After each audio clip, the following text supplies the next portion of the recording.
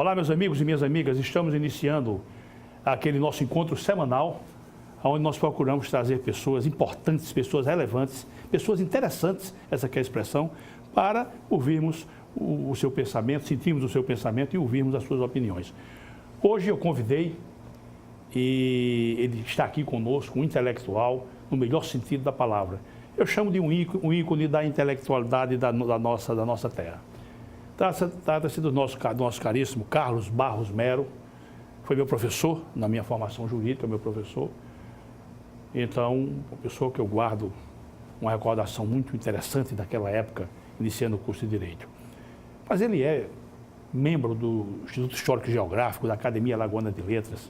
Como jurista, ele sempre teve uma performance bastante significativa, autor de várias obras. Eu não vou aqui ficar elencando quais são as suas qualidades, quais são os seus títulos. Então eu queria, meu caro Carlos Mero, agradecer a sua sensibilidade e a sua disponibilidade de vir aqui bater esse papo conosco, com esse seu amigo, seu admirador. Vim aqui bater esse papo. Quero agradecer em meu nome, em nome dos nossos telespectadores, em nome da casa, em nome da nossa equipe. E quero já deixá-lo, meu caro Carlos Mero, à vontade para uma primeira manifestação, qualquer que seja, para criar um ambiente de empatia com os nossos telespectadores, como sempre fazemos. Por favor. Pois não. Eu aqui me considero muito honrado, primeiro pelo convite, segundo por esse convite vir de você, e terceiro, pela também a oportunidade de estar aqui falando com os seus audientes. Perfeito, Carlinhos, mas eu quero lhe dizer e ratificar que a honra é nossa. Mas, meu caro Carlos Mero, você é da velha Penedo, Eu queria perceber logo as suas raízes para levar para os nossos telespectadores. Você nasceu em Penedo, né? Sim, nasci em Penedo. E viveu lá até Até 17 anos. Até 17, que é sua formação primária e ginasial. Toda feita lá, em Penedo. Antes de continuar evoluindo nessa direção, o Mero vem de onde? Esse Mero é seu pai ou sua mãe? O Mero vem de meu pai. Certo. A origem do nome é meio nebulosa ainda hoje. O professor Medeiros Neto, na época, fez um estudo sobre isso, não localizou muito precisamente, até porque é um Mero que tem um acento agudo no E. Qual a origem disso? Há várias teorias, lendas inclusive, conforme Medeiros Neto teria sido vinculada a uma montanha que há na região ali de Traipu, que chama os Merus. Outros tantos, você imagina, como Salles, por exemplo, que acabou de falecer. Que é um homem altruísta, intelectual, que prestou um serviço extraordinário à memória da cidade de Penedo, por consequência, à memória do estado de Alagoas, a memória histórica, evidentemente, e cultural. E, para ele, esse nome teria uma origem húngara, talvez, e, inclusive, em certa oportunidade, até fomos convidados por pessoas que ostentam esse mesmo nome, mas que, na verdade, não tem nenhuma vinculação de família conosco, mas que existem e que moram em Paris, inclusive. Né? Meu caro Carlos Mero, lá em Penedo, eu acho que eu vi alguma coisa também com Melro, que não se confunde, até inclusive uma estátua, vou chamar assim, que se refere a um governador do estado. Freitas Melro, né? Na verdade, há inclusive uma teoria também de que este nome teria sido uma decorrência, digamos assim, de uma disputa em família. Certo. Então, teriam sido geradas 3 famílias, Mero, Melo e Melro, lá para as bandas de Traipu. Certo. Essa é uma história.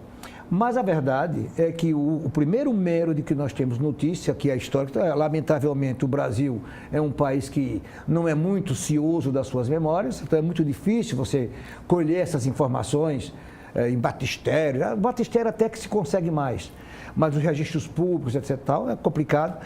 Mas nós localizamos o Henrique da Silva Mero, que mais tarde mudou o nome para Henrique Mero, que por sua vez era filho de João Rodrigues da Silva Portugal, não tem o Mero.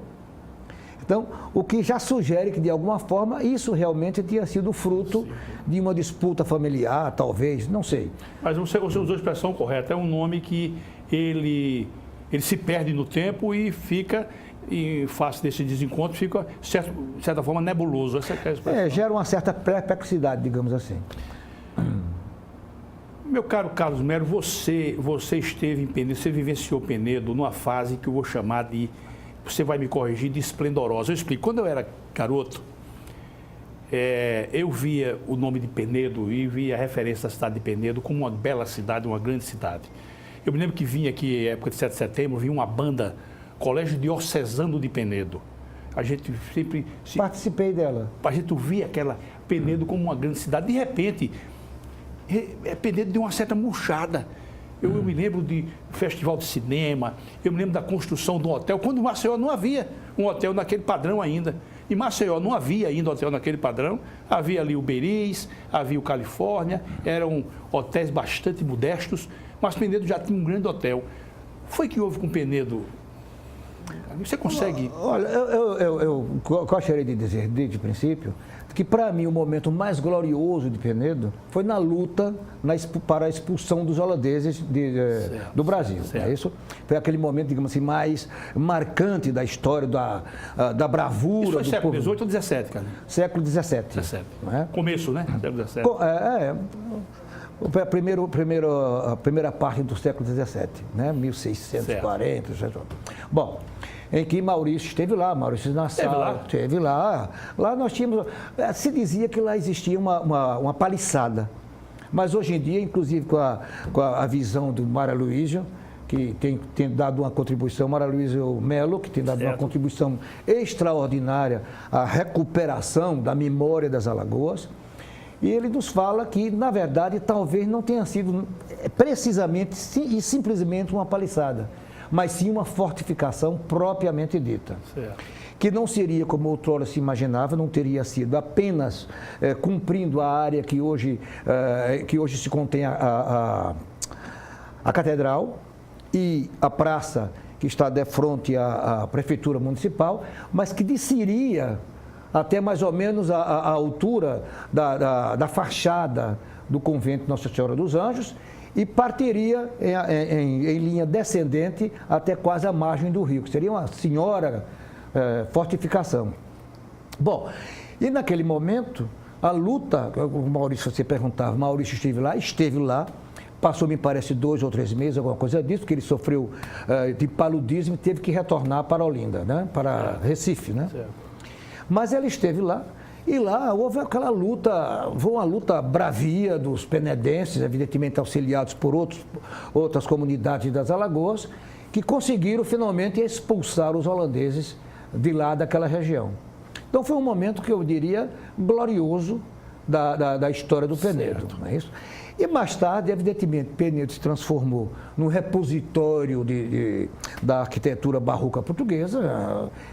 Muitos exemplares ainda permanecem lá. Malgrado nós tínhamos que lamentar que muitas unidades muitos exemplares, com o tempo, foram se deteriorando e alguns sobrados, inclusive, já ruíram, o que é uma pena. Porque lamentável. Pois é, porque ali todos os aspectos lamentáveis. Absolutamente lamentável. Não é isso? Porque nós temos Marechal Deodoro também, que é o repositório Mas Penedo, ele tem características muito singulares. Até porque é uma cidade que nasceu na beira do rio, cresceu montando a ribanceira, na verdade, que é bem típico do surgimento da cidade desde a antiguidade, que é justamente a cidade nascer, embrotar à margem dos rios, na verdade, porque o rio passa a ser uma fonte de vida da comunidade. Na Europa também, né? Você vê grande cidade, tudo é beira do rio. O mundo todo. Você vê Londres, vê Paris. O mundo todo, o mundo todo. Sempre foi assim. E outra coisa, afastados da costa, porque impedir até de um ataque, né? Eu digo, naquela, você vê Londres, Paris, eles não ficam no litoral, né? Eles ficam à beira do rio, mas distante, que é para impedir, inclusive, um ataque. Sim, era uma forma de se proteger. Não é isso? Penedo conta a mesma história.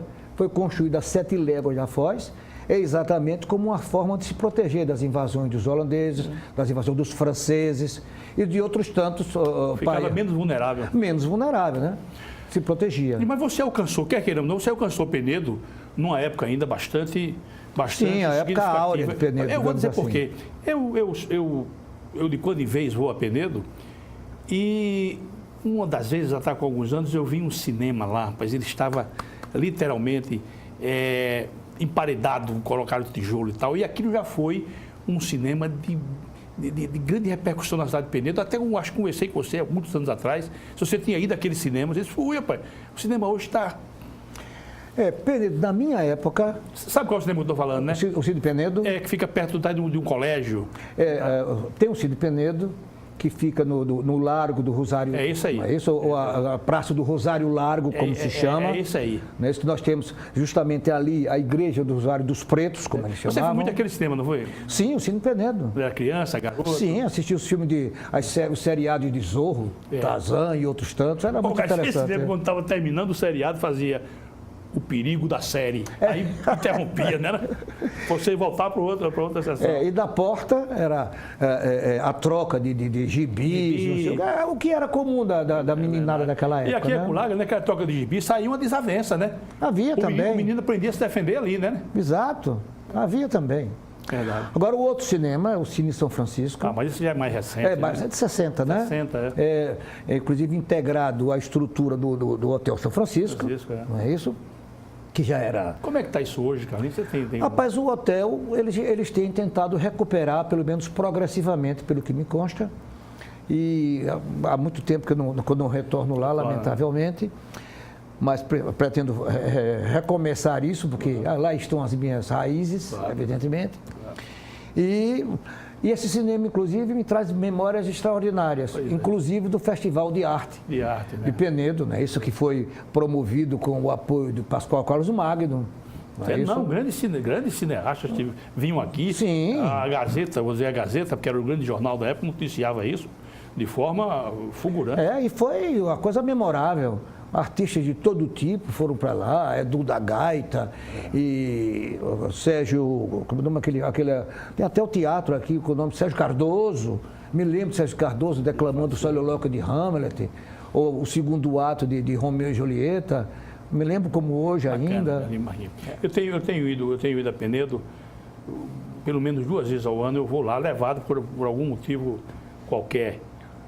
Inclusive, da última vez que eu lá estive, foi até num motivo entristecedor. A mãe de uma grande amiga nossa faleceu e nós fomos a esse sepultamento lá, mas eu não deixo de olhar aquelas casas antigas, aquele cinema, inclusive eu tenho foto daquele cinema, vou chamar de emparedado, que em determinado momento foi uma fonte constante de alegria. Mas, meu caro Carlos, o que foi que o trouxe a Maceió? Você terminou o ginásio lá em Penedo. Terminei em Penedo.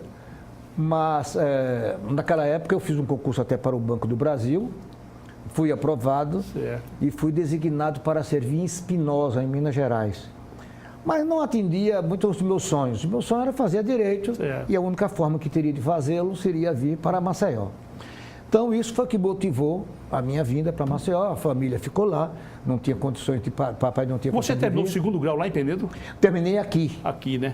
No antigo liceu. Certo. Que já era o Colégio Estadual de Alagoas, dirigido pelo professor Aloysio Galvão, na época. Galvão, um expert em latim. Sim, ainda hoje, né? Ali você foi fazer... Como é que direito entrou na sua vida, hein? Olha, para ser franco, o meu sonho original... Porque seu pai não era mas olha sua mãe também. Mas está no sangue. Tem isso, é maneira de dizer, não é isso? O meu bisavô, Henrique Mero, não chegou a se formar em direito, mas era um rábula, como se tinha naquela época, e dedicou a sua vida inteira ao jornalismo. O senhor conheceu, não, né? Não o conheci, ele faleceu em 17. Aqui em Maceió, diga-se de passagem. E ele era polemista, escrevia para jornais de Penedo, de Maceió, de outras cidades do Nordeste. Foi abolicionista, foi muito perseguido porque era abolicionista. Há, inclusive, um fato muito interessante que se conta. E era republicano também? Era republicano também tem a luta dele pela República. Depois, as críticas severas dele tipo Lima Barreto, certo. no momento inicial da República Brasileira, onde a corrupção prevalecia, onde o engodo de que se tinha extinto a aristocracia. O arrivismo era uma coisa da moda, como é hoje ainda. Como é hoje Eu quero ainda. conversar com você no segundo momento, quero conversar contigo sobre isso. Perfeito. E aquele tal negócio, como o Lima Barreto discutia, ele discutia artigos dele ainda, no Instituto Histórico nós temos vários, onde ele critica justamente esse engodo de que ao se extinguir a monarquia, se teria extinto a aristocracia, o que é uma farsa, porque se você não manteve no Brasil a aristocracia de sangue, na verdade, de estirpe, você manteve a aristocracia de cargos e gerou então um outro tipo de aristocracia. Mas existe. E daí permaneceu como permanece as grandes distâncias, digamos assim, entre os grupos da comunidade. Não é isso? A distância de condições econômicas e, por consequência, de estudos, de aprendizado e tudo mais. Perfeito. Aí você chegou aqui em Maceió, fez vestibular de Direito e vamos lá, vamos para o curso de Direito. Foi. Aí fui fazer o curso de Direito. Você já tinha uma identidade com o curso de Direito? Já tinha. Então você... Já. E a formação da gente, papai foi uma pessoa, levou a vida entregue aos livros, à pesquisa. Era um intelectual. Eu estive olhando a produção literária dele, porque para vir conversar com você eu não venho de graça, né? Eu não sou bobo, né? Então eu estive olhando a produção literária dele e sua também. Uma produção literária bastante significativa, bastante densa, essa que é a expressão. Então ele era um intelectual. Mas você veio aqui para a Faculdade de Direito. Você identificou logo? Sim, eu vim em 67, finais do século passado, não é isso?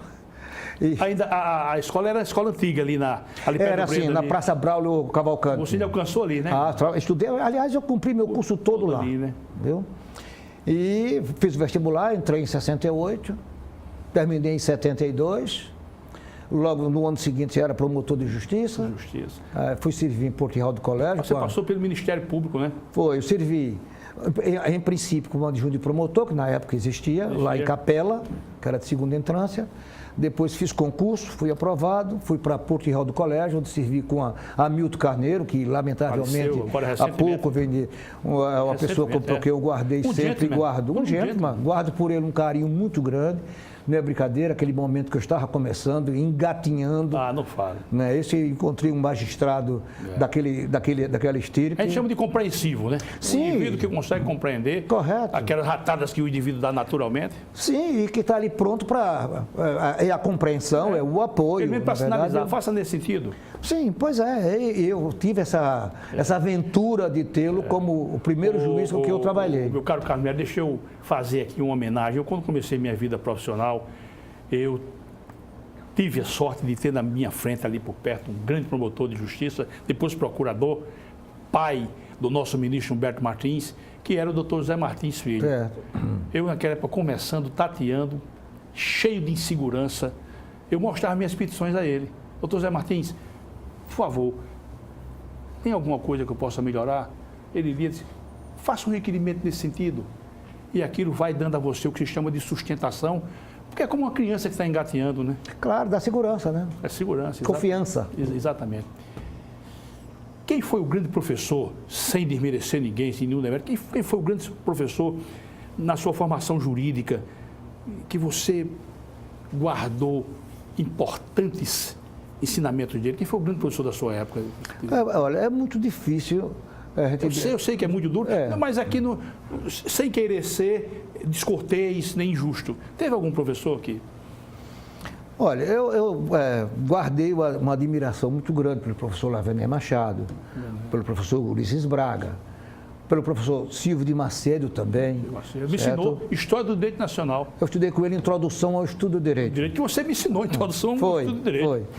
A introdução que é exatamente o pórtico quando nós chegamos à faculdade, não é isso? E eu guardei por eles um respeito do professor Paulo Quintela. Falecido já. Falecido, todos eles, né? Quem mais, meu Deus? Bom, são professores que marcaram. O professor João Teixeira Cavalcante, que nos ensinou direito penal, que era um homem de um brilho intelectual extraordinário, de uma retórica fantástica, todo mundo... Guedes de Miranda você não alcançou, não? Não, Guedes não. Guedes não alcancei. Mas sei digamos assim, da sua história, não é isso, de erudição E de brilho também, né? Carlos, me tire depois a gente vai terminar esse segmento, mas eu quero entrar no outro segmento ainda com essa temática, que é uma curiosidade que eu tenho, porque a sua geração é uma geração que antecede a minha. Depois vem a minha geração, a sua é logo ali atrás, a nossa diferença de idade não é tão grande assim. Como era a juventude da tua época, a juventude universitária? Porque Maceió era muito atrasada. Eu conheci Maceió, é uma cidade muito atrasada, essa que é a expressão. Como era a vida da juventude, porque a sua juventude no mundo inteiro foi um marco. Sim, certamente. Porque você alcançou Beatles, sim. Você alcançou, iniciando a carreira, Elvis Presley, sim. Você alcançou, e você, quando eu digo a sua geração, pegou muito da geração francesa, daquele movimento dos estudantes. Também. Como é que era a vida da juventude naquela época? Mas a senhora era atrasada. Olha, havia barzinho? Havia, sim. Havia. Eu confesso que, pela minha maneira de ser, naquela época eu não era muito voltado a essas atividades, digamos assim, mais lúdicas. Não é isso? Nunca gostei de futebol, nunca joguei, melhor dizendo, futebol, essas coisas. Você nunca chutou a bola? Muito mal. Mas você ia passando a bola vinha, você corria dela não, né? Rapaz, era problemático, né? Eu tentei lá no Tênis Clube em Penedo jogar, quando tinha campeonato de futebol de salão. Nunca me aceitaram no campo, nunca me aceitaram na trave e depois, mesmo com gandula, não me aceitaram. Então, você foi um repudiado. Sim, para futebol, talvez, graças a Deus, eu não sei, mas eu nunca dei para aquilo. Mas eu pergunto isso porque eu me lembro de Maceió muito atrasado. Eu me lembro de Maceió, rigorosamente só ia até ali o Sete Coqueiros. Depois do Sete Coqueiros não tinha mais nada. Alcancei assim. Você alcançou assim, né? Qual era a diversão da tua juventude naquela época? Praia. Naquela época as praias não eram poluídas como hoje são, não é isso? A grande praia do momento era a Praia da Avenida. Dá para acreditar? Acredito, alcancei ainda. Mas era ali. Meu caro Carlos Belo, eu tenho uma recordação, eu me lembro, quer dizer, não sei dar detalhes, mas eu me lembro de uma moça que ousou usar biquíni na Praia da Avenida. Eu me lembro disso. Ela foi com uma empregada, para você ter ideia. Ela foi até a margem assim da praia com a toalha. Quando chegou ali, a secretária dela ela entregou a toalha e deu a expressão deu um pique para dentro d'água. Você lembra de quando chegou o biquíni por aqui? Lembro. O cena tal e qual, eu não me recordo. Certo, não, porque aí fui eu já ali onde hoje o coreto ali. Sei. Eu nunca, digamos assim, nunca assisti uma cena tão marcante assim, né, desse tipo. Mas sim, na época já se começava a usar biquíni. Quer dizer, havia uma liberalização maior, a Europa também já, não é isso? Bom, mas realmente o mundo daquela época é muito diferente de hoje. Né, cara? Não é isso? Maceió teve realmente um salto. Eu consigo fazer mais ou menos identificar que Maceió começou a ter uma certa dinâmica de progresso com a chegada da Salgema. Sim. Porque veio muita gente de fora do Rio de Janeiro, falando aquele sotaque, a gente ficava olhando assim, muito carioca e tal. A partir dali, eu percebo que Maceió teve um avanço em termos de progresso.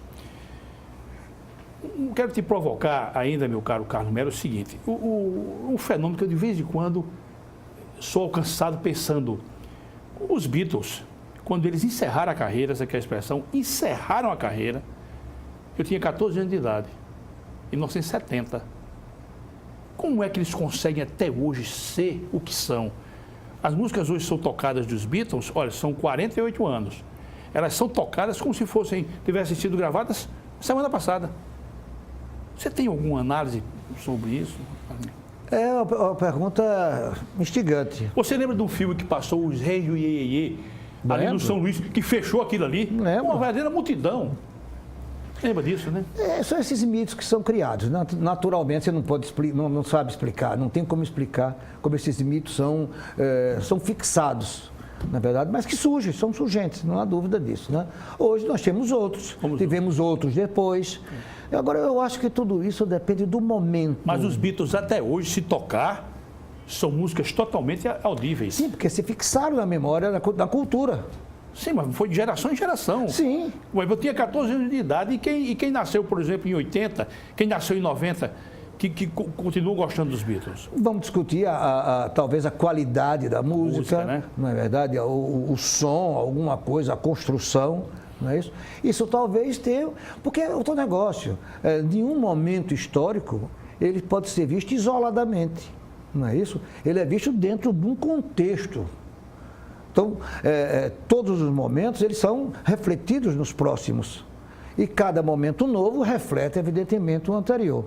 Então, nós não podemos dizer, por exemplo, a própria música hoje, você vai encontrar muitos compositores e cantores, etc., que mantêm as influências dos Beatles ou de cantores da época. Na verdade, você tem, por exemplo, um exemplo de um cantor que já na época trabalhava e compositor, que é o Roberto Carlos, que ainda hoje é aplaudido. Então, a mensagem dele é uma mensagem que ultrapassou, digamos assim, aquele momento e ainda se reflete no mundo de hoje. Eu fui a um show do Roberto Carlos. Na realidade, era Roberto Carlos, Erasmo e Vanderleia, ali no ginásio do Sesc. Eu tinha 10 anos de idade. Eu pensei em apresentar ali, eu estava ali vendo o pessoal, apareceu um amigo do meu pai. Você está fazendo o que por aqui? Eu digo, eu queria ver o show. Ele, senta aqui. E foi ele que me colocou, eu nunca esqueço isso ali no Sesc. Colocaram as cadeiras ali na quadra, e era Roberto Carlos, Erasmo e Vanderleia. Eles ficaram no Hotel Beriz, eu me lembro disso. Meu caro Carlos Melo, vamos fazer uma pausa e vamos retornar. Eu quero já provocar o ilustre amigo, já tratando de um tema mais intelectual, vamos chamar assim. Fala a respeito da nossa Academia Alagoana de Letras, a nossa produção literária. Eu quero tratar com você alguma coisa de Lima Barreto, do nosso Machado de Assis, porque eu conversaria com você o dia inteiro, estou logo avisando. Nós ficaríamos aqui o dia inteiro batendo papo, e você sempre com grandes informações a nos dar, e você não tenha dúvida disso. Era só que bebendo água e conversando. É um prazer. Meus caríssimos telespectadores, voltamos já, continuando com essa conversa agradabilíssima com o nosso Carlos Melo. Sempre agradecendo a honrosa audiência. Até já.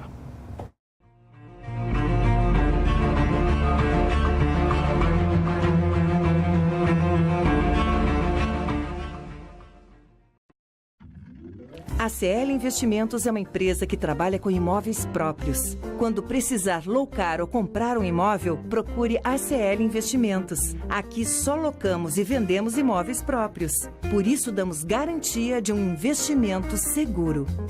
ACL Investimentos, Rua Durval Guimarães, Edifício Leonardo da Vinci, Ponta Verde. Fone 3327-3911.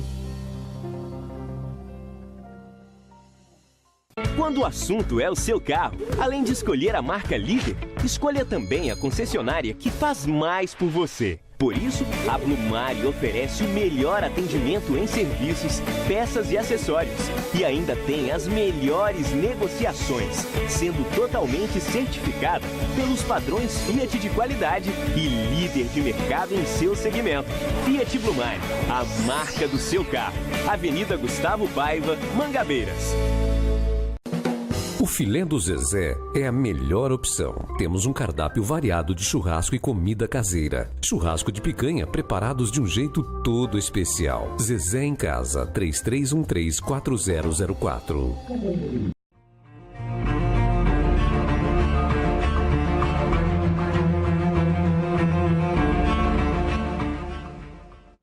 Olá, meus amigos e minhas amigas. Estamos retornando com o Momento Jurídico e hoje conversando com o nosso caríssimo Carlos Barros Melo, um grande intelectual, uma grande figura na nossa sociedade e por quem eu tenho toda a admiração. Uma vez que eu volto a repetir, foi meu professor e eu já começo dando uma informação interessante, viu? Não ficou nenhuma ressalva de minha parte, mas a única nota insignificante que eu tirei de curso de Direito foi o amigo que me deu. Você lembra desse episódio? Não, né? Não me recordo. Oi, você foi muito elegante, eu fiquei Deve ter sido injusto, certamente. Não. Eu fiquei resignado, mas você muito elegante, recepcionou a minha resignação e aquilo passou e nós fomos embora. mas realmente você me deu uma nota, eu não me lembro qual foi, mas foi um negócio para liquidar mesmo, sabe? Mas valeu, aquela nossa convivência muito boa naqueles anos ali. A vida é assim, né? Muitos anos. A vida é bom que a vida não seja monótona, porque se ela fosse um sucesso, uma sucessão repetitiva de alegrias ou de tristezas somente, ela tem que ter um momento de alegria, tristeza, triunfos, derrotas. Mestre, eu me lembro, há uma expressão sua que eu vi e ainda hoje eu uso, viu? Você sabe que o cara mais novo, ele vê o mestre falando e às vezes assimila uma expressão e quando eu quero liquidar um assunto, eu uso aquela expressão sua. Eu me lembro que em certa aula, um colega nosso, não é que contestou, ele discordou e você explicou a ele e ele discordando e você sentiu que aquela discordância dele era uma discordância nesse sentido e você disse, olha, eu vou parar por aqui porque o bastão ainda me compete. Essa expressão... Vocês lembram disso? Não recordo. Era uma expressão que você usou, o bastão ainda me compete. Quer dizer, o comando ainda está comigo. Eu, às vezes, quando o indivíduo está resignado e essa resignação é imotivada, eu digo, olha, eu vou encerrar por aqui, porque o bastão ainda me compete. Isso vem lá do nosso Carlos Melo, lá na década de 70. Mas, como é que você vê, meu caro amigo, como é que você vê o momento? Eu venho realmente sem entender direito, ou talvez eu não tenha uma visão ainda objetiva. Como é que você vê o momento ético do nosso país hoje? Como é que você vê isso hoje? Porque está uma coisa desmoralizante. É verdade. É lamentável. É como se dizia em Penedo, é como se o ovo desonerasse. Eu sei como é, desonerou. Desonerou. Eu estou usando um termo até que talvez não esteja nem dicionarizado com tal acepção. Não posso afirmar. Mas que é usado muito lá da minha terra. O ovo desonerou, está desonerado. Quer dizer, estragado, né? Estragado. É exatamente a sensação que você tem no Brasil de hoje. Claro que a história conta muito disso, né? O que é cíclico. A evolução é cíclica. Mas nesse nível... Nós tivemos no passado situações como em Roma, a decadência do Império Romano, não é isso? E outros casos, não é isso? E eu quero crer que nós estamos entrando para uma coisa dessa. Quer dizer, que não é um momento absolutamente novo no Brasil. Você falou em Lima Barreto ainda há pouco, e você vê que uma das coisas que ele mais questionava naquele período de 9 a 22, 24, quando ele viria a falecer, era a crise ética no Brasil, a corrupção e tudo mais. Não é isso? Então, me parece que a coisa, hoje, evidentemente, chegou a um ponto que não havia chegado ainda naquele momento, até porque existia um rigor, digamos assim, moral ainda grande, maior, uma influência muito maior ainda da moral religiosa. Não é isso que é uma coisa hoje que se procura intencionalmente, mesmo deliberadamente, afastar. Então, nós chegamos a esse clima de desastre, digamos assim, em que ninguém acredita mais em ninguém. Agride-se o Poder Judiciário com a maior naturalidade do mundo. E agride-se de forma generalizada. Sim, o que é pior, não é verdade? Na hora em que você não pode falar em democracia, como se prega tanto democracia, prega-se tanto o respeito às diferenças e tudo mais, quando o que a gente está enxergando é uma intolerância absoluta. Quer dizer, é sair-se de um extremo para o outro extremo, lutar-se contra a discriminação gerando-se outra, lutar-se a retórica contra a opressão gerando-se outra, contra o apoderamento de um, gerando o apoderamento de outro sobre o primeiro. Enfim, você não constrói, não destrói a opressão, nem destrói a discriminação desta forma, não é com vingança que você o faz, quer dizer, invertendo os papéis. Que igualdade é essa? Como é que eu posso dizer que estou lutando pela igualdade e pela liberdade se eu quero assumir o poder e oprimi-lo? Isso não existe. Lamentavelmente é esse quadro que nós estamos vivendo. O que eu posso perceber, eu li isso há algum tempo, não lembro, mas era uma obra sobre drogas, que o primeiro dique de contenção, eu queria a sua opinião sobre isso. O primeiro dique de contenção que nós temos é a família. Eu digo, é o ambiente do domus, do lar. Eu estou dizendo isso e evoco o seu lar, o meu, né, quando Quando meu pai dizia uma coisa, aquilo era ouvido com toda atenção e sabia que se aquilo fosse transgredido, vinha o corretivo. Eu vou dar aqui um exemplo, né? Peço permissão aos telespectadores. O meu pai uma vez, um dia de sábado à tarde, Roberto, não vai jogar bola. Meu pai achava que eu estava jogando muita bola e estava desprezando os estudos. Roberto, não vai jogar bola. Eu fiz menor a advertência de demonstração dele e fui. Não tenha dúvida, meu caro Carlos. Quando eu voltei, foi reprimenda, não teve negócio de conversa, não.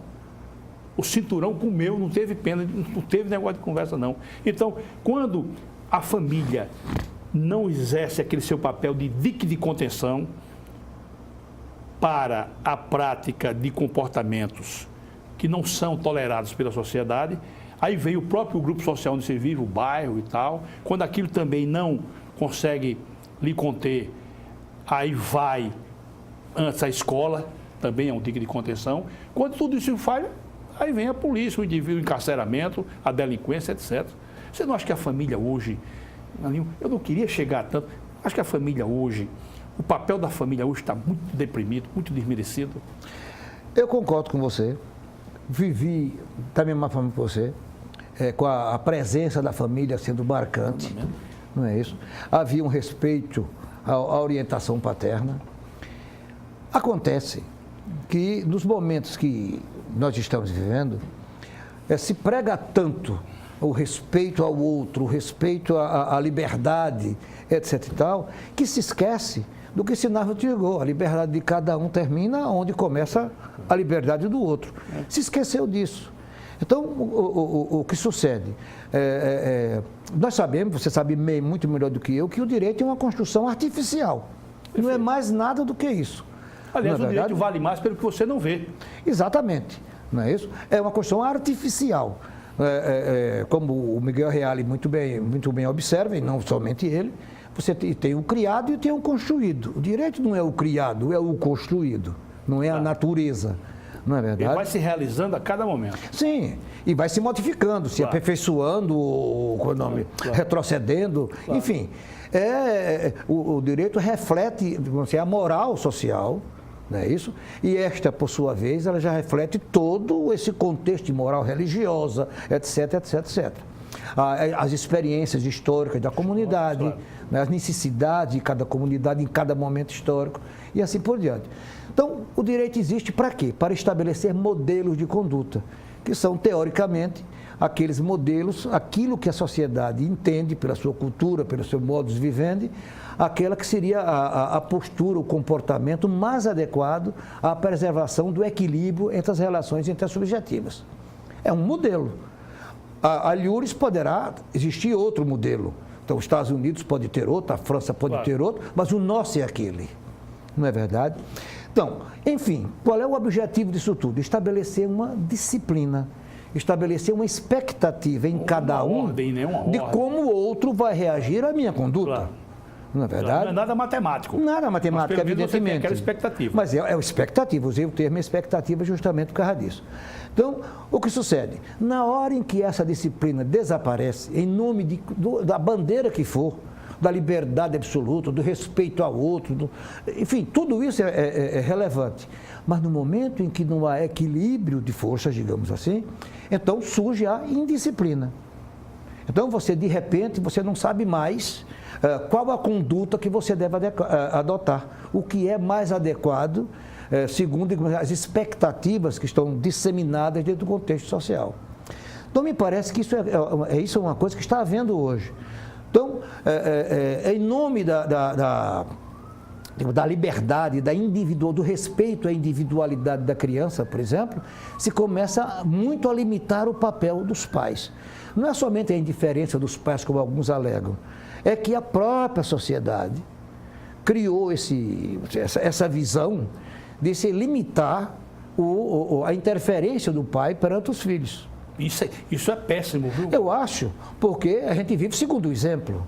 Se o exemplo é negativo, a tendência nossa é seguir esse exemplo negativo. Se o exemplo é positivo, pelo menos, a grosso modo, não sou sociólogo, não sou psicólogo, mas me parece que este problema existe. Então, você sai de uma noção de democracia, né? Isso como, antes de mais nada, que é tipo assim, um regime, um sistema, melhor dizendo, em que prevalece a liberdade e a igualdade, mas a igualdade, o que quer dizer? E a liberdade que é aquela que eu exerço respeitando você e vice-versa. A liberdade com limites. Com limites. E a igualdade em que eu respeito, para que eu respeite você, você também precisa me respeitar. Então nós somos iguais.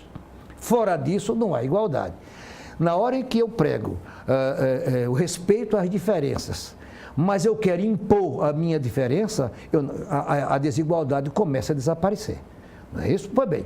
Então, voltando à sua pergunta, no momento em que a família perde o seu papel disciplinador e que a escola segue este rastro, e que a comunidade em si, os outros meios de controle social também perdem, então você vai esperar o quê? Fica totalmente sem forma.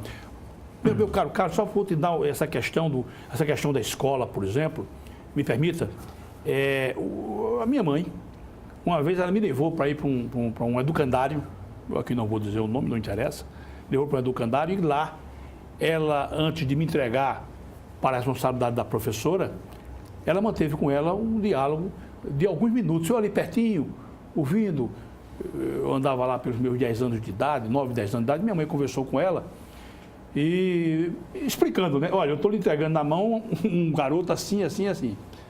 Ou seja, estava dando para a professora a imagem do que eu era como uma criança. E se despediu. Até ali a conversa estava ótima. Se despediu. Quando minha mãe caminhou assim mais uns 3 ou 4 metros, voltou-se e disse uma coisa que eu fiquei, até hoje eu fico sem entender direito. Ela voltou-se e disse, olha, e pode bater, viu? Você acredita nisso? Eu nunca deixei de amar minha mãe, de respeitar minha professora, nunca me senti menor por causa disso, mas é uma experiência que eu vivi. A minha mãe levou um garoto para uma professora, explicou para a professora quem era aquele garoto, e ao se afastar disse, olha, e pode bater, viu? É uma coisa impensável isso hoje, né? É impensável. Eu, inclusive, vou dar meu próprio exemplo, conheci, não fui do tempo mais da palmatória em cima do birô, fui da pedra para ir lá fora. Eu me lembro disso. Não é isso? E quando perdi a pedra lá era um pandemônio. É um pandemônio, não é isso? Fui criado sem palmadas e trouxe isso para minha família. Criei meus filhos sem palmadas. Certo. Entendeu?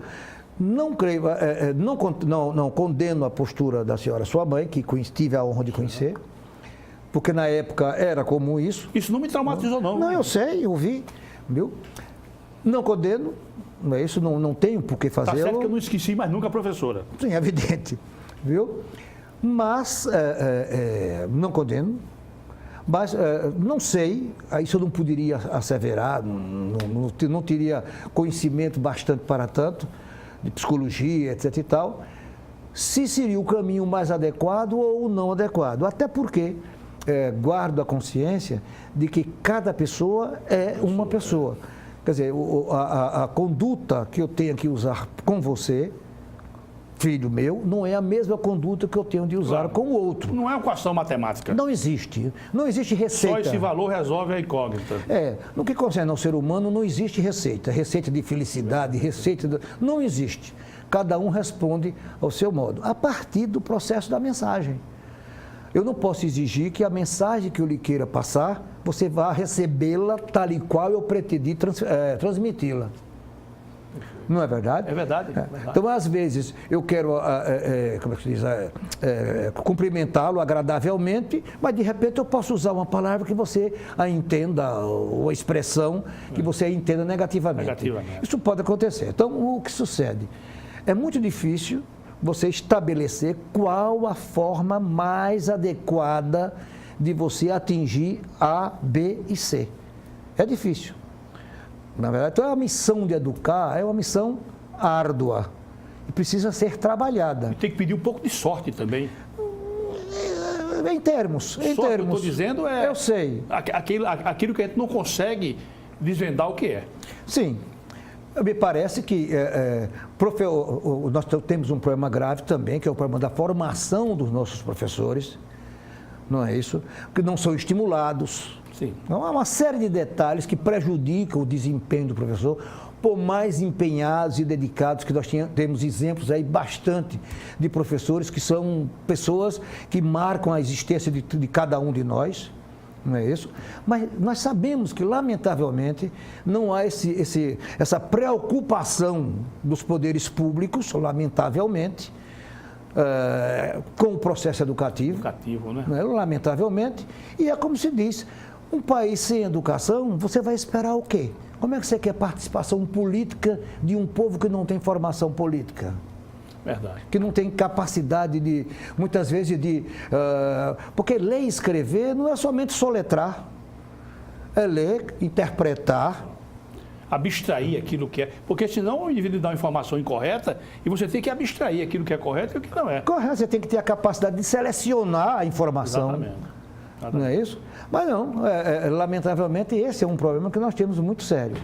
Então, você falar sobre educação, então o grande problema é de se confundir democracia com anarquia. Então, quer dizer, nós estamos chegando ao momento de um país onde não existe limite. Né? Aliás, dicas de passagem, e lamentavelmente a partir do exemplo de cima. Porque o exemplo de cima é o que é pior. Porque você traz o exemplo de falta de equilíbrio, falta de ética, falta cinismo excessivo, não é verdade? Você tenta, através de um engodo, atrair o cidadão. É o enfrentamento do óbvio. Pois é. Óbvio, o cara enfrenta. É verdade. Quer dizer, então o exemplo que vem de cima, é verdade. Não é isso? Com a história política que nós temos, com a classe política que nós temos, esse exemplo é deprimente. Complicado. E está levando a nossa comunidade a uma realidade que é imprevisível. Imprevisível.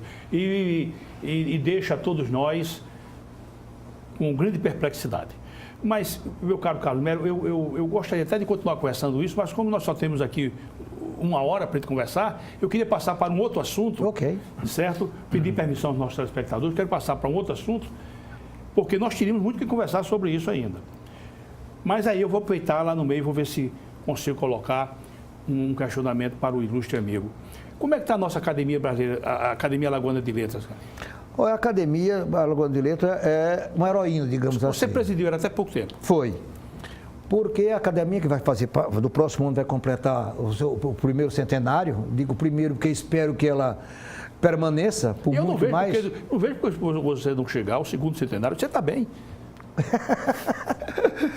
Bom, espero vê-lo no terceiro centenário, então. Viu, Geraldo? Então, o que acontece? A academia é o exemplo de heroísmo. Porque neste país você conduzir uma entidade cultural não é fácil. Lamentavelmente, não há... Eu não sou daqueles que entendem que o poder público é responsável por tudo. Eu não concordo com isso.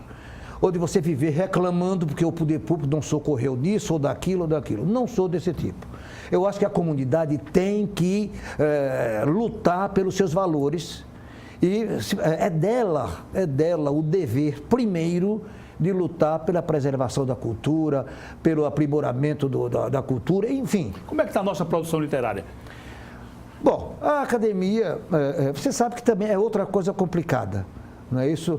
Cada um, muitas vezes, tendo que financiar as próprias publicações, porque nas editoras não é tão simples, não é isso? Que as editoras, dentro desta visão, digamos até de certo ponto, me permita, se a palavra não for adequada, mercantilista, ela está buscando, ela quer o lucro, evidentemente.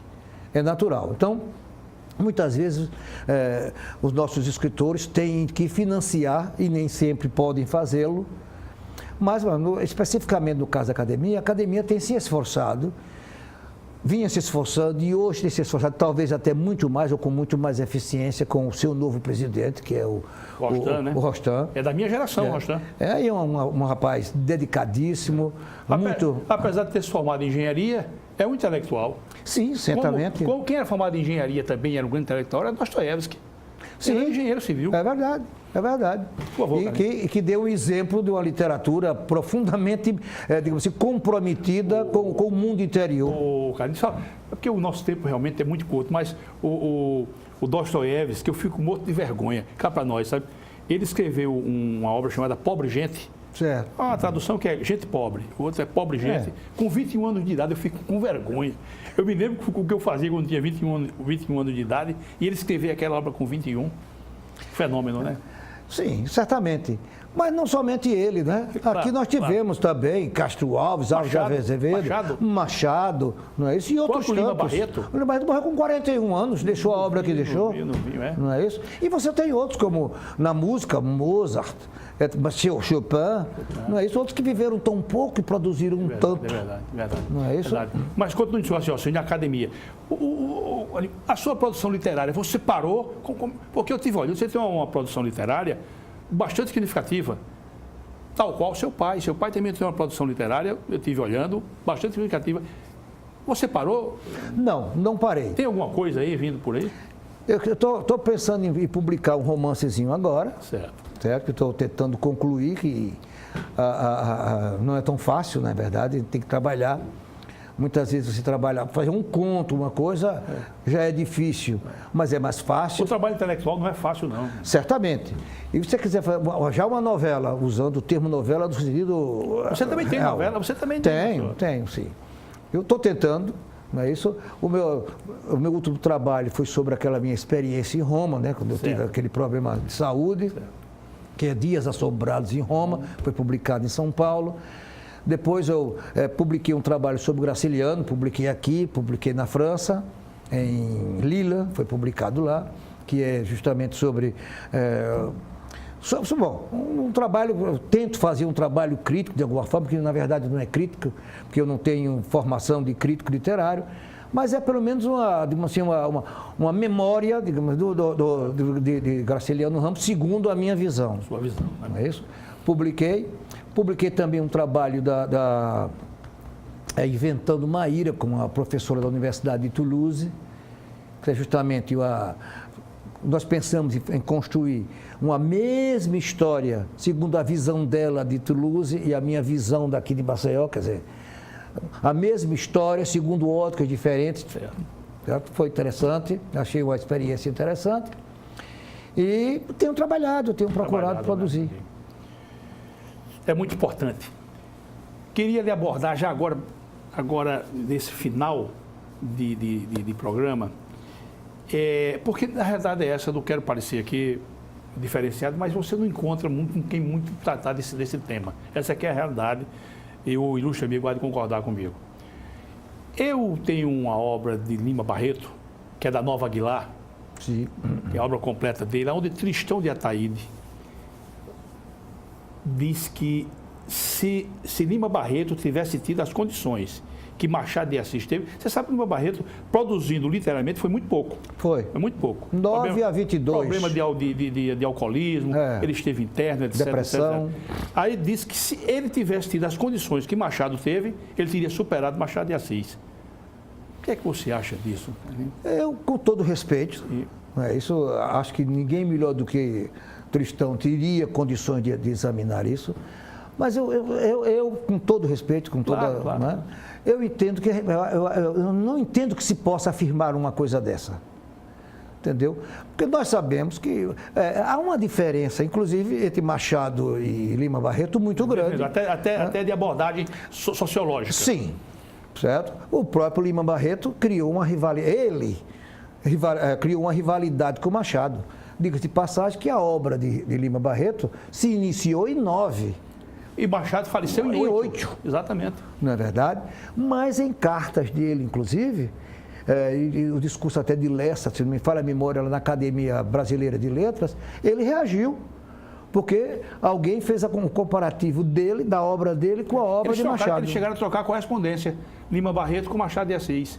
Chegaram a trocar correspondência. É possível, eu não conheço. Eu tenho essa informação, inclusive, nas obras dele. Mas o que me marca é que, na verdade, essa rivalidade, se é que houve uma rivalidade propriamente dita, foi de Lima Barreto em relação a Machado. Não é verdade? A partir do momento em que compararam a obra dele com a obra de Machado. Machado de Assis, ele era muito retraído e era avesso a qualquer tipo de polêmica, né? Eu sei. E outro detalhe, a diferença que o Lima Barreto, que quiseram colocar entre Lima Barreto e Machado de Assis, ambos, na verdade, eram irônicos, satíricos, na verdade. Machado, uma sátira bem comportada, digamos assim. Ou como dizia o Lima Barreto, preocupado com o Castilho, quer dizer, com a língua, com o estilo, e ele não, mais solto. Tanto que quando ele publicou aquela primeira obra dele, que publicou em Portugal, que é o Isaías Caminha, não é isso? Que é mais uma obra autobiográfica, até criticada na época. Alguém disse que era um roman à clé, quer dizer, aquele romance em que você atribui nomes fictícios a pessoas reais, não é isso? Teria sido mais um desabafo dele pelos problemas que ele teria tido durante a sua existência, do que qualquer outra coisa, do que uma criação. Lima Barreto era um crítico mordaz da sociedade. Eu sei, não é isso? Então a diferença básica que estaria aí seria esta: o Lima Barreto mais incisivo, na verdade, mais mordaz, mais preocupado com o entorno, com a sociedade em si. E como ele mesmo, pelo menos pelas palavras dele, pelo que ele diz, Machado mais preocupado com o homem. Com o castiço. Com o castiço, com a língua, quer dizer, com o estilo. E preocupado, como ele diz, preocupado com a dama bem comportada. Eu acho meio injusto, tanto de um lado como do outro. Meu caro Carlos, nós tínhamos que ter um outro programa para conversar sobre isso, que é um assunto que eu gosto muito. Mas só para a gente finalizar, há uns anos atrás, eu escrevi um artigo, coisa totalmente sem importância, mas o título era esse. E se Machado de Assis fosse inglês? Eu tinha lido um livro do Josué Montello e me ocorreu isso. E se Machado de Assis fosse inglês? Porque uma coisa que me deixa realmente incomodado é que até a minha geração mesmo, as pessoas praticamente desconhecem Machado de Assis. E quando eu cheguei à conclusão de que se ele tivesse nascido na Inglaterra, ele seria um indivíduo festejado sob todas as ordens. Como é que você vê esse afastamento? Eu vou me fixar nessa turma mais jovem, com esses grandes da nossa literatura. Como é que você vê isso? Olha, eu não acompanharia essa visão, que se ele tivesse nascido na Inglaterra ou na França, seria outro. Não, por uma razão muito simples.